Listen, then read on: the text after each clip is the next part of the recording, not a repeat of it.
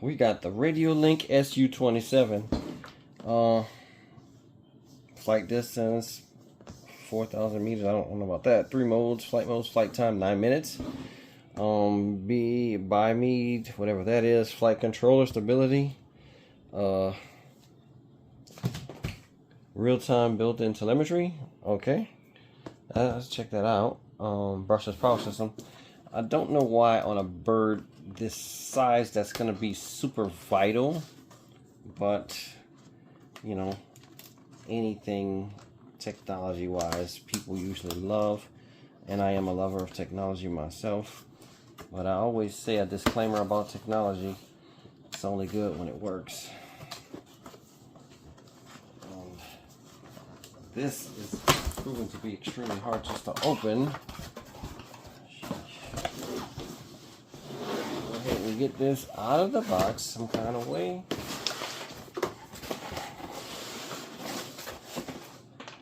Alright, it's upside down. So I'm going to go ahead and clip the box. Alright, something was moved around there. Oh, just a bunch of paper tabs. Alright, get the box out of the way. 2 manuals, looks like one for the radio, one for the bird. This is loose in there, just another piece of cardboard that we're shaking around. Very impressive little prop, I'd say. And the prop is not exposed at the bottom. So you could launch it from the bottom like this, you know, something like that, and have a comfort level of not hurting your hand, because a lot of the ones that are similar to this have the whole, I don't know, just has a place where you could get caught.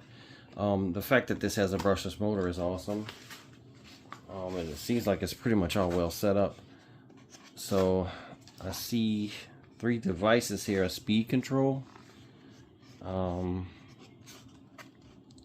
must be a receiver and a gyro, and it's just got one plug plugged into this, and I see the motor leads going to the ESC. Okay, this is this By Me DP by Radio Link, so it's just got S buzz PPM. I'm curious if this is something that could be adapted to Spectrum, because I would like to fly this on my Spectrum radio, but I know Spectrum doesn't do the whole S-Bus stuff, but I will definitely try to figure that out. Anyway, that's not what this video is about. So it's got this track linkage where it's all kind of linked together, so you know, everything moving at once, and that works extremely well. I mean, I've got a little experience with it, and it does work. So this is an intricate, nice looking box. See a little cutout with a battery sticking out. So there's my my batteries. Looks like we got 2TEL 600s. Okay, that's a common size battery. I got a bunch of batteries that size, and it's got this little opening for it. So I might have to, with the other batteries I have, I might have to put them sideways to get it to work, and perhaps create a slightly larger amount of drag for those. But I will be able to fly other batteries. But to be honest with you, 2 batteries will probably be enough. So there's some stuff going on here. I see a place right here where the radio is. For it to be like a game controller type device, it's got a feel to it that's pretty decent. No batteries in it, of course. Yeah, I gotta figure out where to. Oh, there's a USB. Now that's a micro USB. I don't know why people are still using that. Okay, so it has an internal battery. You charge it through that micro. I can't believe people are still using the micro though, when USB-C has revolutionized the world. Alright, there's other cutouts in here. It's probably for other setups that they would offer with this. I see this is a full-size transmitter cutout. So underneath it is this little box. Let's see what's in here. Looks like it's chock full of stuff. Yeah. Alright, so in here is all my goodies to complete everything. Of course, a USB micro charger. The tiniest little spring, and some type of other device that looks like it connects to that spring. Another blade. The one that's on there is clear. This one is not. So it looks like it's a PVC cutter with some tape around it. I mean, a cut-off slice of PVC with some tape around it. I guess it might be just a tape holder, because they probably gave you some tape for hinges and stuff to reinforce things, and a few servo horns. A USB-C battery charger. That's interesting. Kind of sets up for me to think it's a fail, because your bird is micro and then you're going to put a C on the charger, complicating people's lives twice as much. But I do understand some things come out at earlier times than others, so you did what makes sense. So these are kind of torqued. You see them? They're both bent. Let's see how this goes on.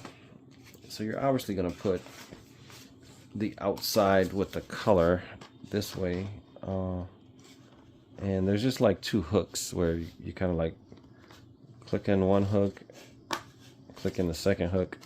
My problem with this is a very lightweight, it's actually not that positive of a lock, I'd say. So I guess that's it.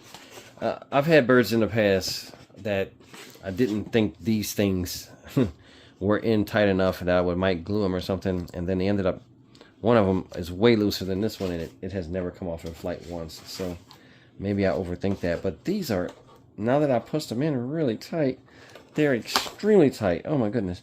So my problem with that is, and if you're thinking, why would you want to pull it out? I want to pull it out because it's the only way it can fit in the box. So a small intricate bird like this thing is like very light. It ain't gonna make it through too many rough travel situations. So you're banging up these birds, and we talk about this at the field all the time. You're banging up your birds more getting to the field and getting home than you ever do in the air. So having said that, that's the issue with this, is that these might be too hard to take off and you might not want to. And on the flip side of that sword, these might wear out because there's just a little springy piece of plastic that holds it. But at a glance, awesomeness. I'm going to go ahead and power up the radio. Then I'm going to manipulate this strapping device to be out of the way. I'm going to feed the balance lead of the battery. Let's get a check of the battery voltage before we even try to do anything. 3.97, a little bit higher than a normal storage charge, but I think not at a bad place. Just higher than most people would want. Alright, I'm going to go ahead and strap this in.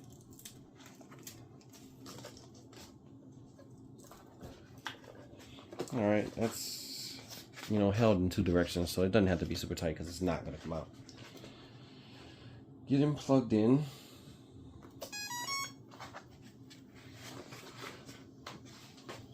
Get it on a flat surface.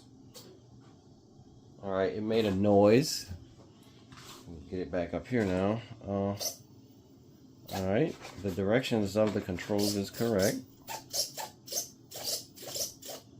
Let's check the motor. That's not working. So I'm going to go ahead and look for, without reading anything, I'm going to go to channel 7. It made a noise. Now it, I don't know, I have to see what these three modes are. Yeah, every time I put it down, it makes that noise. So this looks like the throttle cut all the way up. Then you put it here, it arms, and then you got to do an arm situation. So all right, turn off.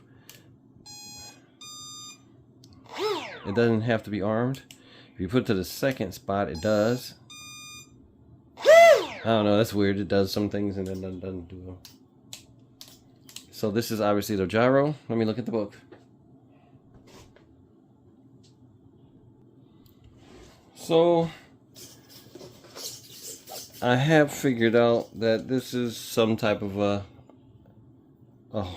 throttle cut. I don't know what this knob is. It refers in the book about something about a pan and tilt, which that makes sense what a lot of the drones do. This one here, if you on the right shoulder, if you push this all the way down, see how the bird makes no noise when I'm moving it, and you can see the control throws are at the maximum. If I go to the middle of that, now the bird has some gyro correction, which sounds like you know, AS3X thing, but let's say I'm turning right, it'll continuously let me turn right, so it's not gonna do a safe mode.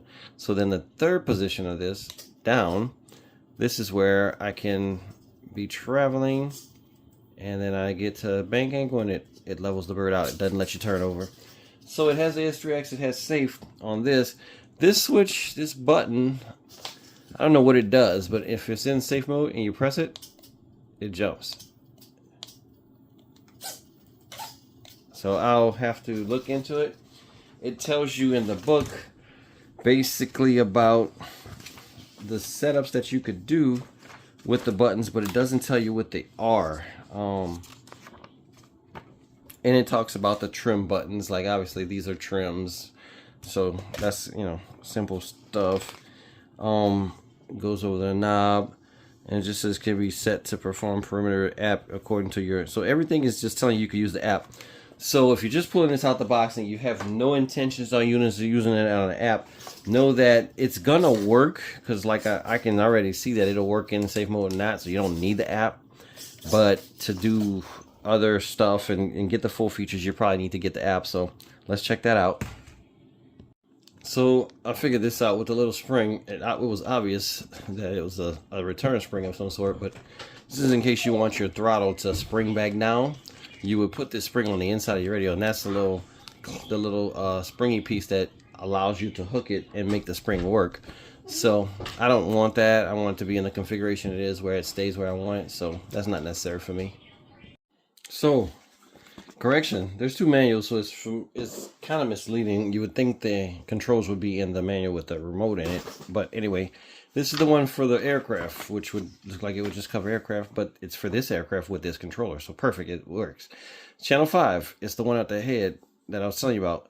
All the way up is manual mode, then gyro mode in the center, and then stabilize mode. Of course, that's what we already kind of figured out. Then channel 7, the other side that I was telling you about. Motor locked, motor unlocked. The other two positions do the same thing, so that's cool. I don't see that push button yet, but I'm gonna keep looking. It's got this cool feature where you calibrate it by sitting on level. I guess all of them must do this if you do a calibration of any bird, basically. But if you give it this up elevation, it kind of give you that high alpha kind of flying. Or I guess you could put it anywhere you want and just calibrate it again, just pulling the sticks out. That's nifty. Let me read a little more. One thing about it, I believe you could just pull this out the box and fly and have no issues. But this is quite advanced. There's a lot going on, you know, with this controller and stuff and this app. So you could probably forget about it all and just fly it like I said. But I guess the reason why this is what it is for somebody who really wants to get into all this stuff. I might not exactly be that person, but I am into technology. So let's see how far I go with it. So once you get into the app, this is the screen you get. You just do a basic, like a Bluetooth connection thing, and it's simple. I should have probably showed it, but it's not that big a deal. But then you get to this screen. Once you get to this screen, obviously the first row is what it says: disconnect, read, write, and store. I don't know what store is about. Then load and close. Anyway, that's all the features. Obviously, most of them will make sense. So then we're on the first tab at the next area where I'm tapping, if you can see that on the screen. So that's the servos. So if I go aileron, elevator, throttle, then rudder, you see all of them moving. So now put the throttle in the middle just to get them all out the way. But then this one is the switch for your safe mode, and then this one is that throttle cut. So basically it's only two connections, so either on or off. Same thing as, you know, what I explained. This knob roller device is just a channel like anything else, but it goes, you know, like that, and it centers. I don't think it has a feature in here, but I'm gonna keep reading and see if I can find it. It's pretty advanced stuff. Then the push button is the last thing, and all it does is momentarily push. I think this might have a stunt mode, but I just haven't found it yet. But that's just a quick look at that. I don't want to take too much time just explaining it because most people aren't going to care about any of this stuff. I just wanted to show it. I'm going to go through the tabs right fast though. The next tab is basic. So you can do a lot of stuff in here that you can do on like fancy radios. But you'll just have this little toy grade looking thing, but you'll do it on your phone, and I guess you'll just load it and lock it in. So anyway, this basic thing. So look at the top. You see channels right here where I'm tapping. Then you got reverse, so you can reverse your servos. You can do sub trim. That's something that's only available on fancy radio. This is all zeroed out now because, you know, I don't see myself using this. I'll probably just do mechanical trims. EPA left and right, so you can set endpoints. They're at 96 now. That's, I'm sure, sufficient. This FS, that's probably got to be fail safe. They're set at 50. I don't know what that's. And then delay. I think delay is probably something nobody's gonna ever use. Anyway, advanced. Do rate. So right now it looks like it's channel 1, which is aileron. That's the one you'd probably need dual rate on. So that might be the only thing. I don't want a dual rate, to be honest with you. I don't only want expo. I don't need a dual rate, so I will never go in there. Add to aileron tail. This is just to change it if you want to use this device. The system, the radio system on another bird. This might be, you know, useful. You could reconfigure things, but I think this is pretty much configured out of the box, so you wouldn't need any of this. I just wanted to show it to you though. So I'm gonna wrap this up, and then the next thing you'll see is I'll be at the field, and I'll do a quick flight and just, you know, go through the motion, see what it does. I am gonna finish reading the book though before I end the video, just to see if I can find the function of that push button, which I believe to be a stunt button, as well as the knob in case there is one. And I will do a short video just talking about that before I go to the field. All right. So the wind is actually coming at a weird angle. I'm gonna just try and see what happens here.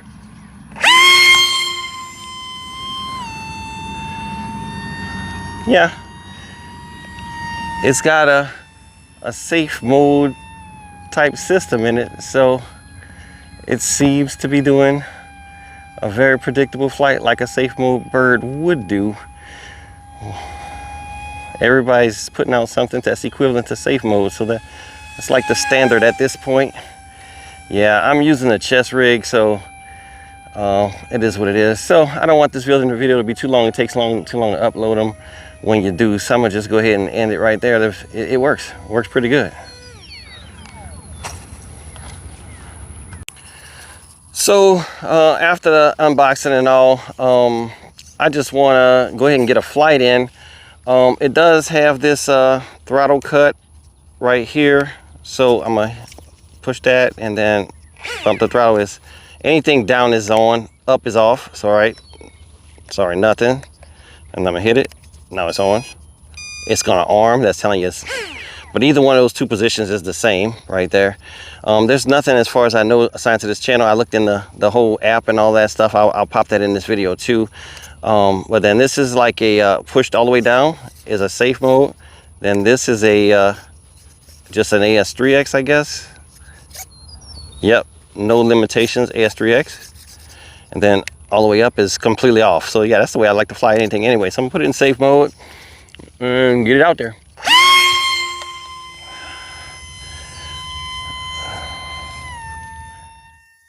So it seems like it's pretty efficient on that 2S.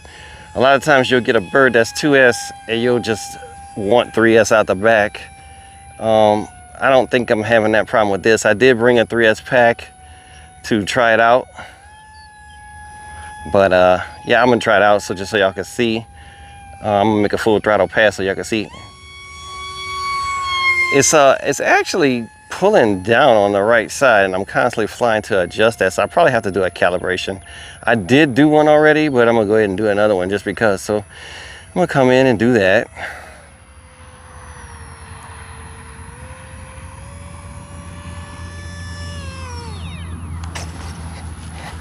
All right, I'm gonna get it with a little bit of up attitude and perfectly straight as I can. Let's see, hard to film stuff when you're doing it by yourself, which I am. Holding the sticks out. Something like that was it. I'll try it one more time. Sticks out.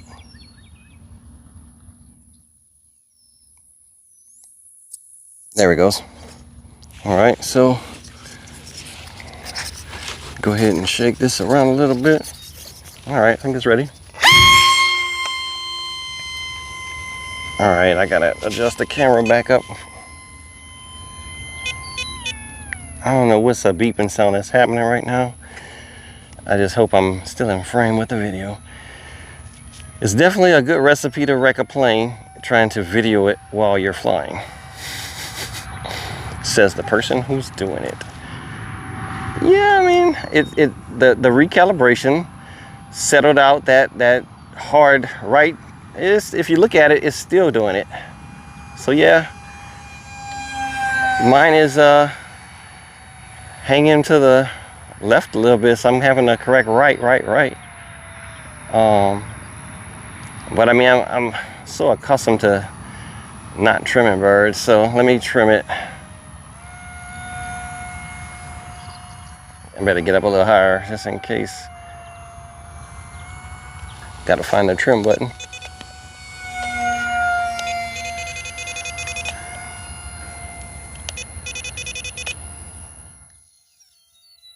Oh, I just heard like a little sound. I don't know if that came through on my... It's flying a little better now though. It's had like a little hiccup with the motor. I don't know what that was about, but get a full throttle pass now. Still pulling, and it pulls worse when it's going faster. So let me go ahead and slow it down, back down.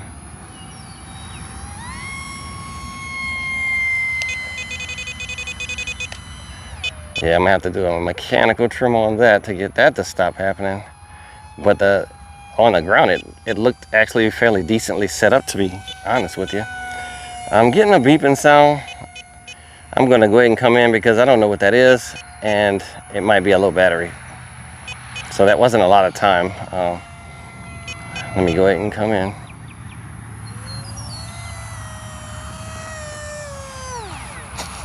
Alrighty.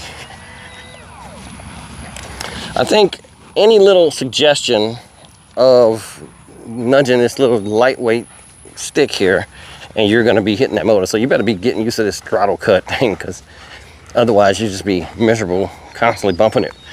The fan though, I would say is not likely to get hit much, because you know it's visible from here, but from the bottom there's no way you could get in there unless you're doing something really silly like sticking your hand in the intake like that.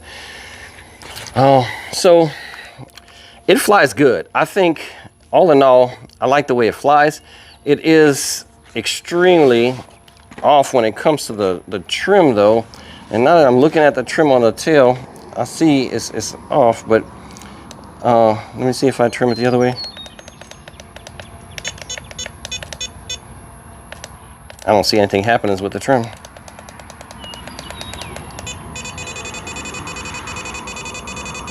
I'm trimming it. Let me see, I gotta look at it eye level. I don't see this. Oh, I do see the servo moving now. All right, that's the wrong way though.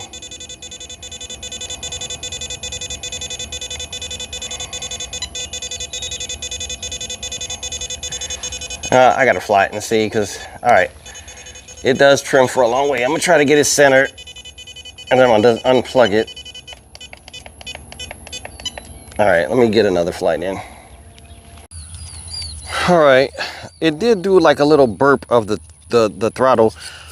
Maybe the first time was trying to do it was because I came in after a flight. I got a 3-cylinder here now.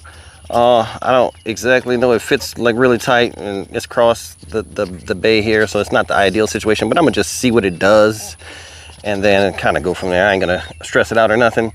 So we're still in the safe mode. Go ahead and see what it do. It's still going to the left. Get it back, because I'm at a new field. I know y'all never seen me fly here before. I'm out of town, and I'm a member of this club now. So yeah, Yeah, it's annoying that it's going, and the trim on it goes extremely slow, so I guess I just keep doing that because it's still going left. That's a little better. It's hard for me to not use rudder. I'm so used to it. All right, here goes a blazing fast speed. It's wiggling, you see that? So under 3S power, it definitely, something's going on. So I'll probably fly it on 2S because, see that wiggle? I'm definitely gonna get out of it and just show you the, because I don't want to destroy the thing because it flies nice. I definitely will be taking this around our field. There it is. So get out of it as soon as it does it. And I think I'm gonna get out of this altogether and stick with the 2S battery. I mean, this is fast, but I'm not into that. So another flight. Additionally, I'd like to point out that these vertical stabs, they are, like, this one popped out easy because I mentioned it, of course, but the other side, like, it's hard to get them out. You know, if this is gonna be something that you plan to pull out the box, because to me these kind of birds are only good because they have the box. Like, I love the box effect of it all.